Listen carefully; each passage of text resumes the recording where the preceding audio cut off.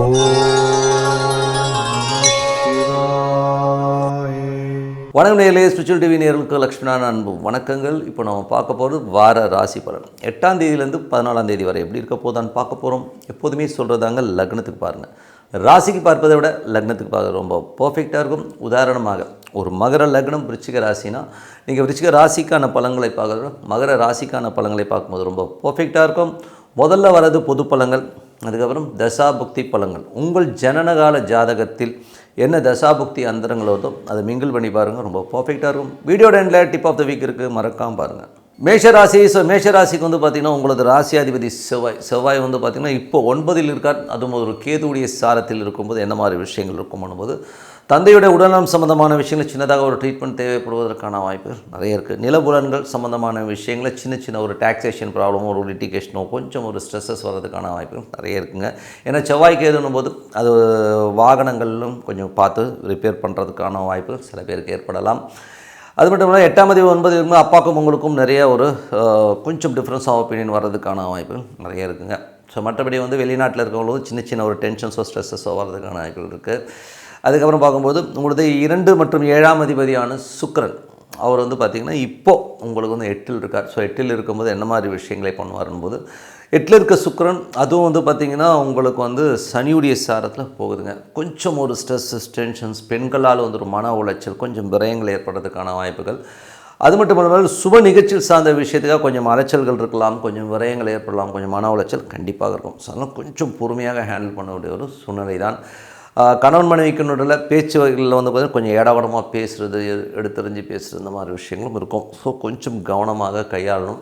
அதுக்கப்புறமா வந்து உங்களுக்கு 3 மற்றும் 6ஆம் அதிபதியான புதன். ஸோ 3 மற்றும் 6ஆம் அதிபதியான புதன் வந்து பார்த்திங்கன்னா அவரும் வந்து உங்களுக்கு 8ல் தான் இருக்கார். அதுவும் குருவுடைய சாரத்தில் இருக்கும்போது பேசும்போது கொஞ்சம் கவனமாக பேசணும். அது மட்டும் இல்லாமல் பார்த்திங்கன்னா 3லேயே வந்து குரு வந்து வக்ரமாக போகிற நிறைய பிடிவாதங்கள் வரும். ஏதாச்சும் ஒரு விஷயத்தை நினச்சி பிடிவாதமாக இருக்கிறது. அது மட்டும் இல்லாமல் வேலையில் வந்து தேவையில்லாத ஒரு மன உளைச்சல் வரும். ஸோ என்னடா அது இப்படி போட்டு படுத்துகிறாங்க, மற்றவங்க வந்து ரொம்ப நீங்கள் பந்தா பண்ணுறீங்க, உங்களுக்கு தான் எல்லாம் தெரியும்னு பிடிவாதமாக இருக்கீங்கன்ற மாதிரி குற்றச்சாட்டுகள் உங்கள் மேலே வர்றதுக்கான வாய்ப்புகள் இருக்குது. ஸோ அதனால் கொஞ்சம் கவனமாக இருக்கிறது ரொம்ப நல்லது. அது மட்டும் இல்லாமல் எங்கேனாச்சும் பிரயாணம் பண்ண போகும்போதும் பார்த்திங்கன்னா ஒரு கொஞ்சம் முன்னாடியே போயிடுங்க. லாஸ்ட் மூமெண்ட்டில் போகும்போது சில நேரத்தில் வந்து பஸ்ஸை விடுறது, ட்ரெயினை விடுறது, இந்த மாதிரி சூழ்நிலை இருக்கும். அதனால் கொஞ்சம் கவனமாக இருக்கிறது ரொம்ப அவசியம். அதுக்கப்புறம் வந்து 4ஆம் அதிபதியான சந்திரன். 4ஆம் அதிபதியான சந்திரன் வந்து பார்த்திங்கன்னா உங்களுக்கு வந்து சொத்து சம்மந்தமான விஷயங்கள், தாயார் சம்மந்தமான விஷயங்கள், சிறப்பான விஷயங்கள் தான். வாரத்தின் முற்பகுதியில் வந்து சின்னதாக ஒரு விரயங்கள் ஏற்படலாம். அதுக்கப்புறம் எல்லாமே சிறப்பாக இருக்குங்க. 5ஆம் அதிபதியான சூரியன் உங்களுக்கு 8ல் இருக்கும்போது குழந்தைகளுக்கும் உங்களுக்கும் நிறைய கருத்து வேறுபாடு, ஒரு டென்ஷன் ஸ்ட்ரெஸ்ஸஸ் வர்றதுக்கான வாய்ப்புகள் இருக்குது. அது மாதிரி பார்த்திங்கன்னா கொஞ்சம் வந்து படிப்பு சம்மந்தமான விஷயங்களும் ஒரு தேக்கங்கள், அப்புறம் பார்த்துக்கலாம் அப்படின்னு ஒரு சோம்பேறித்தனம் வர்றதுக்கான வாய்ப்புகள் ரொம்ப கவனமாக இருங்க. குழந்தைகள் விஷயங்களில் வந்து கொஞ்சம் வாக்குவாதங்களை தவிர்த்துக்கிறது ரொம்ப நல்லது. அதுக்கப்புறம் பார்க்கும்போது உங்களுடைய 8ஆம் அதிபதி. ஸோ 8ஆம் அதிபதி செவ்வாய் வந்து உங்களுக்கு வந்து 9ல் இருக்கும்போது அப்பாடைய உடல்நலம் சம்மந்தமான விஷயங்களும் கொஞ்சம் கேர்ஃபுல்லாக பார்த்துக்கிறது நல்லது. அது மட்டும் அப்பாவுக்கு நிறைய டிஃப்ரென்ஸ் ஆஃப் ஒப்பீனியன், வாக்குவாதங்கள் வர்றதுக்கான இப்போ சொத்து சம்மந்தமான விஷயங்களும் கொஞ்சம் கேர்ஃபுல்லாக இருக்கணும். ஏன்னா கொஞ்சம் மிஸ் ஆச்சுன்னா ஒரு கோர்ட் கேஸ் இந்த மாதிரி விஷயங்கள் ஏற்படலாம். அதனால் கொஞ்சம் கவனமாக இருந்துக்குங்க. அதுக்கப்புறம் பார்க்கும்போது உங்களது 10 மற்றும் 11ஆம் அதிபதியான சனி வக்ர நிவர்த்தியாகி 12ல் இருக்கும்போது தொழில் சம்மந்தமான விஷயங்கள், லாபங்கள் எல்லாமே வந்தாலும் கொஞ்சம் ஸ்லோவாக வர மாதிரி ஃபீலே கொடுக்கும். சில நேரங்கள் வந்து நிறைய அலைச்சல்கள் இருக்கிற மாதிரி ஃபீலிங் கண்டிப்பாக கொடுக்குங்க. ஸோ இதுவரை பார்த்தது பொது பலன்கள். இப்போ பார்க்கும்போது தசாபுக்தி பலன்கள். மேஷ லக்னமாக இருந்து சூரியன் தசாபுக்தி. சூரியன் வந்து உங்களுக்கு 8ல் இருக்கார். 8ல் இருந்து அது புதனுடைய சாரத்தில் போகும்போது என்ன மாதிரி விஷயங்கள் ஏற்படும், வேலையில் ரொம்ப கவனமாக இருக்கணும். பாசஸுடைய நெருக்கடிகள், ஒரு ப்ரெஷர் அதிகமாக இருக்கும். அதனால் கொஞ்சம் கவனமாக இருக்கிறது ரொம்ப அவசியம். குழந்தைகளுக்கும் உங்களுக்குமே நிறைய கருத்து வேறுபாடு, ஒரு டென்ஷன் ஸ்ட்ரெஸ்ஸஸ் வர்றதுக்கான வாய்ப்புகள் இருக்கணும். கொஞ்சம் கவனமாக இருந்துக்கணும். அதுக்கப்புறம் பார்க்குறது மேஷ லக்னமாக இருந்து சந்திரன் தசாபதி இருந்தாலும் சந்திரன் வந்து வீடு, சொத்துக்கள், தாயார் சம்மந்தமான விஷயம் ரொம்ப அற்புதமாக இருக்குங்க. அதுக்கப்புறம் மேஷ லக்னமாக இருந்து செவ்வாய் தசாபுத்தி இருந்தாலும் செவ்வாய் வந்து பார்த்திங்கன்னா உங்களுக்கு 9ல் செவ்வாய் கேதுடைய சாரத்தில் இருக்கும்போது தந்தை சார்ந்த உறவுகளால் கொஞ்சம் வாக்குவாதங்களோ இல்லை அப்பாக்கே கொஞ்சம் உடம்பு முடியாமல் கொஞ்சம் வந்து ஹாஸ்பிட்டலில் இந்த மாதிரி விஷயங்கள் அலைச்சல்கள் ஏற்படுறதுக்கான வாய்ப்புகள் இருக்குது. உங்களுக்கும் அப்பாவுக்கும் நிறைய வாக்குவாதங்கள் வரதுக்கான வாய்ப்புகளும் ரொம்ப கவனமாக இருக்கணும். வெளிநாட்டில் இருக்கவங்க லீகல் சம்மந்தமான விஷயங்கள் கொஞ்சம் அந்த டாக்குமெண்ட்ஸை வந்து கொஞ்சம் பர்ஃபெக்டாக வச்சுக்கிறது ரொம்ப நல்லது. மேஷ லக்னமாக இருந்து ராகு தசாபுத்தி அந்தரங்கள்.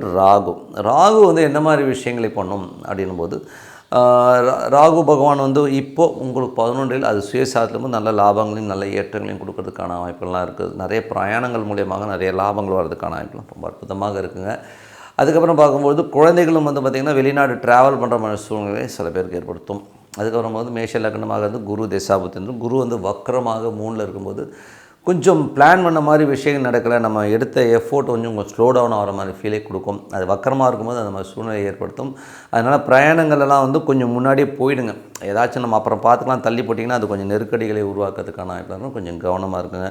மேஷ லக்னமாக வந்து சனி தசாபுத்தி, சனி வந்து 12ல் இருக்காருங்க. தொழில் ரீதியான விஷயங்களில் வந்து கொஞ்சம் டிலேட் ஆகும். லாபங்களில் வந்து கொஞ்சம் கம்மியாக வாங்குற மாதிரியான ஃபீலை கண்டிப்பாக ஏற்படுத்தும். மேஷ லக்னமாக இருந்து புதன் தசாபுத்தின்னு புதன் வந்து பார்த்திங்கன்னா 3 6ஆம் அதிபதி 8ல் இருக்கும்போது வேலையில் ரொம்ப கவனமாக இருக்கணும். தேவையில்லாத ஒரு மன உளைச்சல், கடன் சம்பந்தமான விஷயங்களில் வேலையில் வந்து இருக்கும். அதனால் கொஞ்சம் கவனமாக இருக்குங்க. அதுக்கப்புறம் மேஷ லக்னமாக இருந்து கேது தசாபுத்தி வந்து கேது வந்து பார்த்திங்கன்னா உங்களுக்கு வந்து 5ல் இருக்காருங்க. குழந்தைகள்கிட்ட வந்து கொஞ்சம் வாக்குவாதங்கள் இருக்கும். பெண்களுக்கும் உங்களுக்கும் வந்து கொஞ்சம் வந்து பேசும்போது கொஞ்சம் கரார்மராக பேசுவாங்க. ஸோ அதனால் அந்த மாதிரி விஷயங்கள் மனைவி சார்ந்த விஷயங்கள் கொஞ்சம் கவனமாக இருந்தது ரொம்ப ரொம்ப நல்லது. மேஷ லக்னமாக இருந்து சுக்கிர தசாபுத்தி, சுக்கிரன் வந்து பார்த்திங்கன்னா இப்போது உங்களுக்கு வந்து போகிறது வந்து பார்த்திங்கன்னா சனியுடைய சாத்தில் போகும்போது சுப நிகழ்ச்சி சார்ந்த விஷயங்கள் சின்ன சின்ன வாக்குவாதங்கள் ஏற்படலாம், அலைச்சல்கள் செலவுகள் ஏற்படுறதுக்கான வாய்ப்புகள் கொஞ்சம் கவனமாக பார்த்துக்கோங்க. என்னை பொறுத்தவரை நல்ல ஒரு பிரார்த்தனை கண்டிப்பாக அடுத்த லெவல் போகிறதுக்கான வாய்ப்பு ரொம்ப சிறப்பாக இருக்குது. இப்போ பார்க்க போது tip of the week. So tip of the வீக்கில் வந்து இந்த வாட்டி நம்ம பார்க்குற டாபிக் என்னென்னா, குலதெய்வம் தெரியாதவர்கள் எந்த தெய்வத்தை வணங்கலாம். ஏன்னா நிறைய பேருக்கு வந்து பார்த்திங்கன்னா குலதெய்வமே தெரியாது. ஏன்னா அப்பா ஒரு ஊரில் இருந்திருப்பாங்க, அம்மா ஊரில் வந்துருப்பாங்க, எல்லாம் மைக்ரேட் ஆகி வருவாங்க, சில பேர் வீட்டை விட்டு ஓடி வந்திருப்பாங்க. ஸோ இந்த மாதிரி சூழ்நிலையில் வரும்போது அவங்க பூர்வீகமே கட்டாயிடும். ஸோ அப்பா வழியிலையும் தெரியாதுங்க, அம்மா வழியும் தெரியாதுங்க, எனக்கு என்ன குலதெய்வம்னே தெரியாது.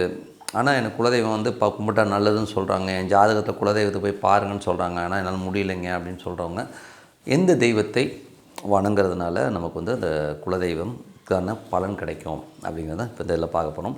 ஸோ குலதெய்வத்துக்கான முக்கியமான தெய்வம். ஸோ இப்போ இந்த குலதெய்வம்னா ஏகப்பட்ட குலதெய்வங்கள் இருக்குங்க. நீங்கள் வந்து அந்த குலதெய்வத்தோடைய சாயில் பார்த்திங்கன்னா நிறைய கருப்பர் வருவார், நிறைய தெய்வங்கள் ஓகேங்களா. கருப்பர், முனியன், அப்புறம் ஏகப்பட்ட தெய்வங்கள் வந்து கிராம தேவதைகளாக, அதாவது நம்ம குடும்பத்தோடு இறந்து போய் அவங்களே தெய்வமாக வழிபடுறவங்க இருக்காங்க. அதே மாதிரி வந்து பார்த்திங்கன்னா வழியாக குலதெய்வத்தை வந்து வழிபடும். இதுதான் குலதெய்வ செக்டார்லேயே வரும்.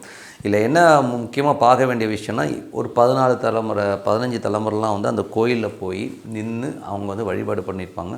அந்த இடத்துல போய் நின்று நம்ம வழிபாடு பண்ணும்போது அந்த நல்ல ஒரு வைப்ரேஷன் நம்ம தாத்தா முப்பாட்டன் உட்காந்து பூஜை பண்ண இடத்துல நம்ம பண்ணும்போது அது கிடைக்குங்கிறது வந்து ஐதீகம்.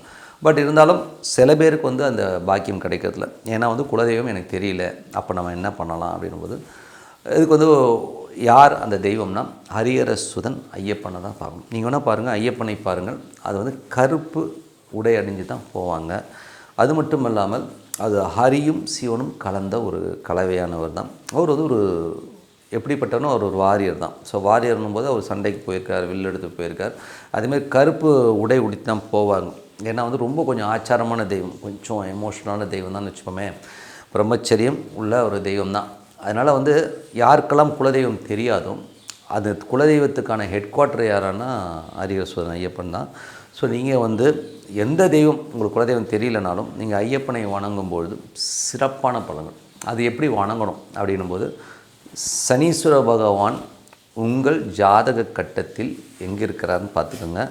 அந்த கிழமைகளில் போய் நீங்கள் வழிபாடு பண்ணிங்கன்னா ரொம்ப அற்புதமான பலன்களே கிடைக்கும். இதுதான் ரொம்ப ஈஸியான வே ஓகேங்களா. அது ஐயப்பனை எப்போ வணங்கணும், அந்த சனீஸ்வர பகவான் எந்த கட்டத்தில் இருக்கார். இப்போ உதாரணம் சொல்லப்போனால் சனீஸ்வர பகவான் வந்து இப்போ சப்போஸ் வந்து மேஷத்தில் இருக்காருன்னு வைங்களேன். ஸோ லைனாகவே சொல்லிட்டு வரேன். ஸோ மேஷத்தில் வந்து சனீஸ்வர பகவான் இருக்கான செவ்வாய்க்கிழமைகளில், அதாவது மேஷம் விருச்சிக ராசிகளில் சனீஸ்வர பகவான் உங்கள் ஜாதகத்தில் இருந்தாருன்னா நீங்கள் வந்து செவ்வாய்க்கிழமைகளில் ஐயப்பனை வணங்குவது ரொம்ப சிறப்பான பலன்களை கொடுக்கும்.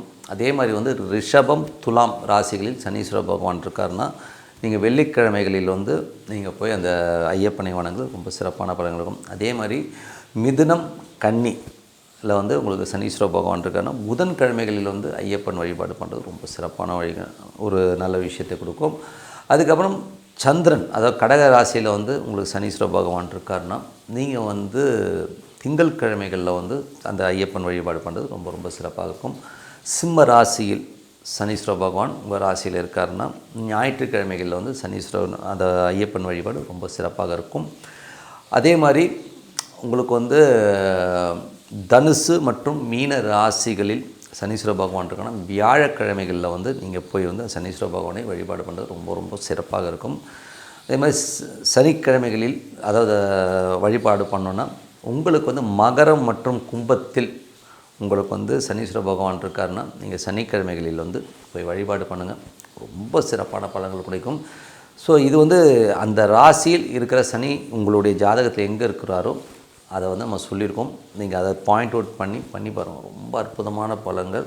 நீங்கள் குலதெய்வத்தை நீங்கள் போய் வழிபட்டு பண்ணுற அந்த ஒரு பலன் கண்டிப்பாக கிடைக்கும். அது மட்டும் இல்லாமல் அந்த தெய்வத்தை வணங்குறதுல பௌர்ணமி காலங்களிலும் அமாவாசை காலங்களும் உங்கள் குலதெய்வம் என்ன வேணா இருக்கட்டும், ஐயப்பனை நினச்சிட்டு வணங்குங்க. வீட்டில் அற்புதமான பலன்களை தேடி வரும். குலதெய்வத்திற்கான அனைத்து பலன்களும் உங்களுக்கு கிடைக்க வாழ்த்துக்கள் சொல்லிட்டு உங்களிடம் விடைபெறுவது உங்கள் லக்ஷ்மி நாராயணன். நன்றி, வணக்கம்.